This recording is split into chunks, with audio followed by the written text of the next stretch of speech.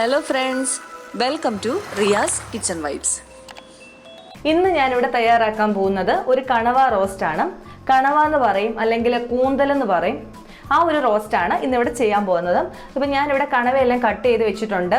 ഇത് ഞാൻ കട്ട് ചെയ്തതല്ല, എനിക്ക് ഇങ്ങനെ തന്നെ കിട്ടിയതാണ്. സാധാരണ റൗണ്ടിലാണ് കണവ കട്ട് ചെയ്ത് കിട്ടുന്നത്.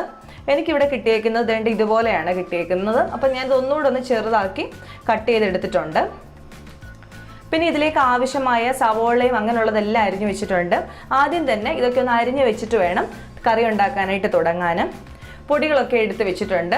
അപ്പോൾ നമുക്ക് റോസ്റ്റ് ഉണ്ടാക്കാൻ തുടങ്ങാം. ഞാനിപ്പോൾ ഒരു പാൻ വെച്ച് കൊടുത്തിട്ടുണ്ട്. ഇതിലേക്ക് കുറച്ച് വെളിച്ചെണ്ണ ഒഴിച്ചു കൊടുക്കാം. നാടൻ കറി ആയതുകൊണ്ട് വെളിച്ചെണ്ണ തന്നെയാണ് ഒഴിക്കേണ്ടത്. സൺഫ്ലവറിലൊന്നും ചെയ്താൽ ആ ഒരു നല്ല ടേസ്റ്റ് കിട്ടത്തില്ല.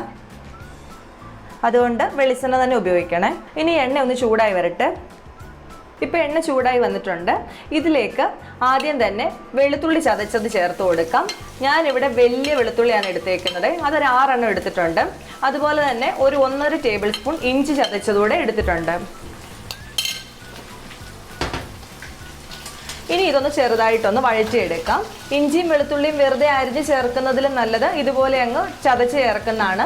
നിങ്ങളുടെ പേസ്റ്റ് ആയിട്ടുണ്ടെങ്കിൽ അത് ചേർത്താൽ മതി. ഇഞ്ചി വെളുത്തുള്ളി പേസ്റ്റ് ആണ് ചേർത്ത് കൊടുക്കുന്നതെങ്കിൽ അത് ആദ്യം തന്നെ എണ്ണയിലോട്ട് ഇട്ട് കൊടുക്കണമെന്നില്ല. ചിലപ്പോൾ അടിക്ക് പിടിച്ചു പോകും. സവോള ഒന്ന് വഴണ്ട് വരുന്ന സമയത്ത് അതിലേക്ക് പേസ്റ്റ് ഇട്ട് കൊടുത്താൽ മതിയാവേ. ഇതിങ്ങനെ വഴണ്ട് വരുമ്പോൾ നല്ലൊരു സ്മെല്ലാണ്. വെളിച്ചെണ്ണയിലും കൂടെ ആണല്ലോ, അപ്പം നല്ല സ്മെല്ല് വരുന്നുണ്ട്. ഇപ്പം ഇതൊന്ന് വഴണ്ട് വന്നിട്ടുണ്ട്. ഇനി ഇതിലേക്ക് സവോള ചേർത്ത് കൊടുക്കാം.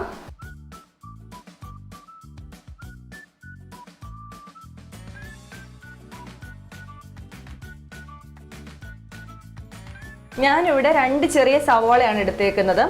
നിങ്ങളുടെ ഇഷ്ടത്തിനനുസരിച്ച് സവോള അരിഞ്ഞെടുക്കാം. നീളത്തിലോ ചെറുതായിട്ടൊക്കെ അരിഞ്ഞെടുക്കാവുന്നതാണ്. പെട്ടെന്ന് വഴണ്ട് കിട്ടാനുള്ള എളുപ്പത്തിന് വേണ്ടിയിട്ട് ഞാനിവിടെ ചെറുതായിട്ടാണ് അരിഞ്ഞെടുത്തേക്കുന്നത്. ഇതിലേക്ക് കുറച്ച് ഉപ്പൂടെ ചേർത്ത് കൊടുക്കാവേ.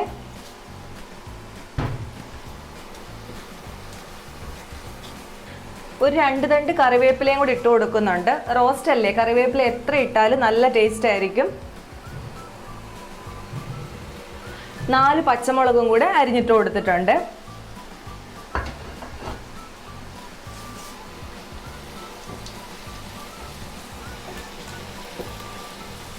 ഇനി ഇത് നന്നായിട്ടൊന്ന് വഴണ്ട് വരണം.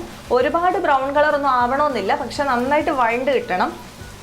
സവോള വഴണ്ട് വരുന്നതിനനുസരിച്ചാണ് കറിയുടെ ടേസ്റ്റ് ഉള്ളത്. തീ കൂട്ടി വെച്ചിട്ട് സവോള വഴറ്റിയെടുക്കരുത്. ഒരു മീഡിയം ഫ്ലെയിമിലോട്ട് മാറ്റി വെച്ചിട്ട് വേണം വഴറ്റിയെടുക്കാനായിട്ട്.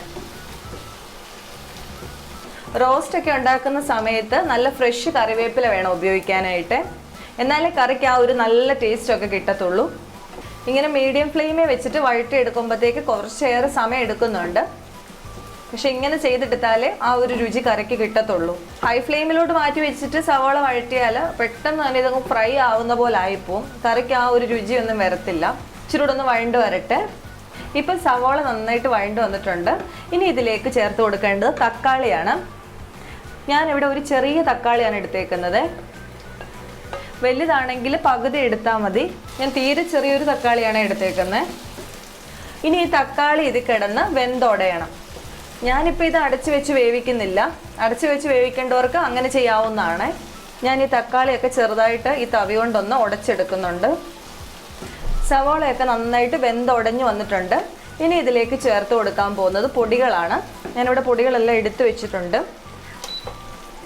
ആദ്യം തന്നെ ഫ്ലെയിമൊക്കെ ഒന്ന് കുറച്ച് വെക്കാം. എന്നിട്ട് ഇതിലോട്ട് പൊടികൾ ചേർത്ത് കൊടുക്കാം. ഞാനിവിടെ എടുത്തിരിക്കുന്നത് 1 ടേബിൾ സ്പൂൺ കാശ്മീരി മുളക് പൊടി, 1/4 ടീസ്പൂൺ മഞ്ഞൾപ്പൊടി, 1/2 ടീസ്പൂൺ മല്ലിപ്പൊടി. ഇത്രയുമാണ്. ഈ കൂട്ടത്തിൽ ചെറിയൊരു കഷ്ണം കൊടംപുളിയും കൂടെ ഞാൻ ഇട്ടിട്ടുണ്ട്. കൊടംപുളി എന്ന് പറയുമ്പോൾ ഇത് ഇത്രയേ ഉള്ളൂ, തീരെ ചെറുതാണ്. ഇതിൻ്റെ ആവശ്യമുള്ള മസാലപ്പൊടികൾ ഇടുന്ന കൂട്ടത്തിൽ അതങ്ങ് വീണുപോയി. അതുകൊണ്ട് അത് അന്നേരം കാണിക്കാൻ പറ്റാഞ്ഞത്. ഇനി ഇത് നന്നായിട്ടൊന്ന് മിക്സ് ചെയ്തെടുക്കാം. എൻ്റെ ഈ അടുപ്പാണെങ്കിൽ നല്ല ചൂടുള്ള അടുപ്പാണ്. അതുകൊണ്ട് സൂക്ഷിച്ചില്ലെങ്കിൽ പെട്ടെന്ന് തന്നെ ഈ പൊടികളെല്ലാം കയറി കരിഞ്ഞു പോകും. പൊടികൾ ഇടുന്ന സമയത്ത് എണ്ണ കുറവാണെന്ന് തോന്നിയാൽ ഒരു 1/2 ടേബിൾ സ്പൂൺ മുതൽ 1 ടേബിൾ സ്പൂൺ വരെ വെളിച്ചെണ്ണ ഒഴിച്ചു കൊടുക്കാവുന്നതാണ്. അപ്പോൾ ഇതിൽ ആവശ്യത്തിന് വെളിച്ചെണ്ണ ഉണ്ട്, അതുകൊണ്ട് വീണ്ടും ഒഴിക്കേണ്ട കാര്യമില്ല. പൊടിയുടെയൊക്കെ ഒരു പച്ചമണം മാറുന്നത് വരെ നന്നായിട്ടൊന്ന് മൂപ്പിച്ചെടുക്കണം. ഇതൊന്ന് സ്മെല്ല് ചെയ്ത് നോക്കുമ്പോൾ അറിയാം കറക്റ്റായിട്ട് അത് ആയിട്ടുണ്ടോ എന്നുള്ളത്. ഇപ്പോൾ ഈ മസാലയൊക്കെ നന്നായിട്ടായി വന്നിട്ടുണ്ട്. ഇനി ഇതിലേക്ക് ചേർത്ത് കൊടുക്കേണ്ടത് കഴുകി വൃത്തിയാക്കി വെച്ചിരിക്കുന്ന കൂന്തലാണ്.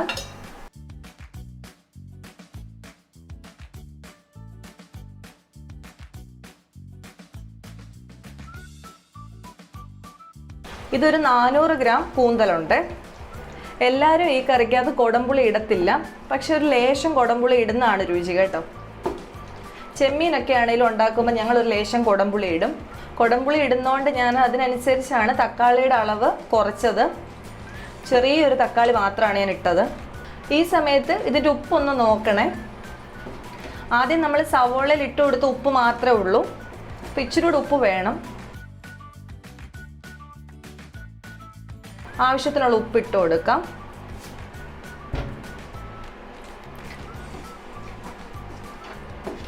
ഇനി ഇത് അടച്ചു വെച്ചിട്ട് മീഡിയം ഫ്ലെയിമിൽ വെച്ചിട്ട് വേവിക്കാവേ.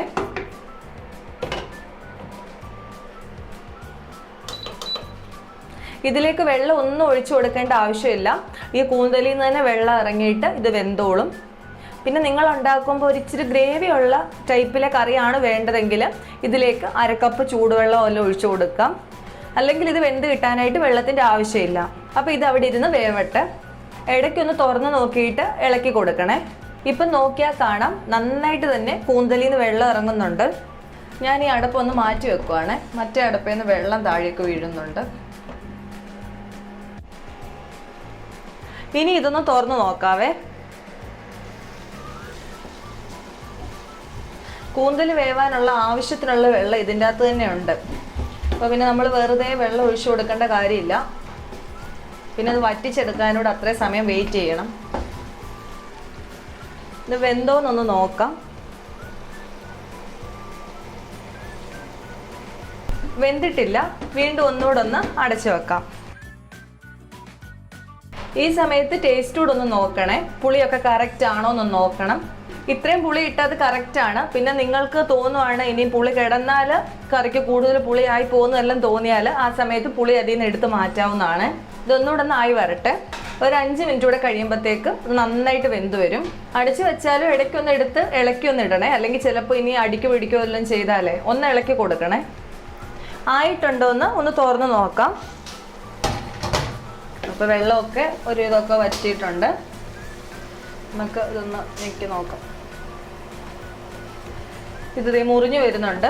ഇങ്ങനെ നമ്മൾ പ്രസ് ചെയ്ത് നോക്കുന്ന സമയത്ത് രണ്ടായിട്ട് മുറിഞ്ഞു വരണം. നന്നായിട്ട് വെന്തിട്ടുണ്ട്. റബ്ബർ പോലെ തന്നെ കിടക്കുകയാണെങ്കിൽ കൂന്തലായിട്ടില്ലെന്നാണ്. അങ്ങനെയാണെങ്കിൽ അടച്ചു വെച്ച് വീണ്ടും വേവിച്ചെടുക്കണം. അപ്പോൾ ഇതെല്ലാം ആയി വന്നിട്ടുണ്ട്. ഞാൻ ഒന്ന് എടുത്ത് കാണിച്ചു തരാവേ.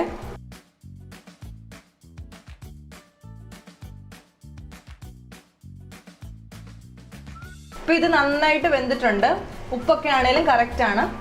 ഇനി ഇതിലേക്ക് ഫൈനലായിട്ട് ചേർക്കാൻ പോകുന്നത് ഒരു ലേശം കുരുമുളക് പൊടിയാണ്. ഞാൻ അധികം ചേർക്കുന്നില്ല. പിള്ളേരൊക്കെ ഉള്ളതുകൊണ്ട് അവർക്ക് പിന്നെ അത് ബുദ്ധിമുട്ടാവും. എരിവൊക്കെ ഉണ്ട് എങ്കിലും ഒരു കുരുമുളകിൻ്റെ ടേസ്റ്റിന് വേണ്ടിയിട്ട് ഞാനൊരു 1/4 ടീസ്പൂൺ ഇട്ട് കൊടുക്കുന്നുണ്ട്.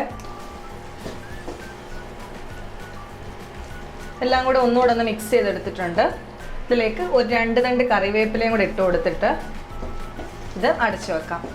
Flame off ചെയ്യാവേ. സൂപ്പർ ടേസ്റ്റാണ് ഈ കൂന്തലിന്. ഈ രീതിയിൽ ഉണ്ടാക്കാത്തവരുണ്ടെങ്കിൽ ഒന്ന് ട്രൈ ചെയ്ത് നോക്കണം. നിങ്ങൾക്ക് എല്ലാവർക്കും ഇഷ്ടപ്പെടും. പിന്നെ കൂന്തൽ റൗണ്ടിൽ അരിഞ്ഞ് കിട്ടുവാണെങ്കിൽ അതായിരിക്കും ഏറ്റവും നല്ലത് കാണാൻ വേണ്ടിയിട്ട്. ടേസ്റ്റിലൊന്നും അതുകൊണ്ട് പ്രത്യേകിച്ച് ടേസ്റ്റ് കൂടുതലൊന്നുമില്ല. പക്ഷേ കാണാൻ ഒരു പ്രസൻറ്റേഷനും ഒക്കെ റൗണ്ടിൽ അരിഞ്ഞ് കിട്ടുവാണെങ്കിൽ നല്ലതായിരിക്കും. ഇപ്പം നമ്മൾ സൂപ്പർ മാർക്കറ്റിൽ നിന്നൊക്കെ മേടിക്കുമ്പം അവരരിഞ്ഞ് വെച്ചേക്കുന്ന പോലെ മേടിക്കുക എന്നുള്ളതേ ഉള്ളൂ. അല്ലെങ്കിൽ നമ്മൾ തന്നെ മേടിച്ചിട്ട് കട്ട് ചെയ്തെടുക്കണം. ഇത് ചപ്പാത്തിയോടെയും ചോറിൻ്റെ കൂടെയോ ഒക്കെ നല്ല സൂപ്പറാണ്. പൊറോട്ടയുടെ കൂടെ ആണെങ്കിലും സൂപ്പറാണ്. അപ്പോൾ നിങ്ങൾ എല്ലാവരും ഇതൊന്ന് ട്രൈ ചെയ്ത് നോക്കുക. ട്രൈ ചെയ്യുന്ന സമയത്ത് ഫീഡ്ബാക്ക് കൂടെ പറയണേ.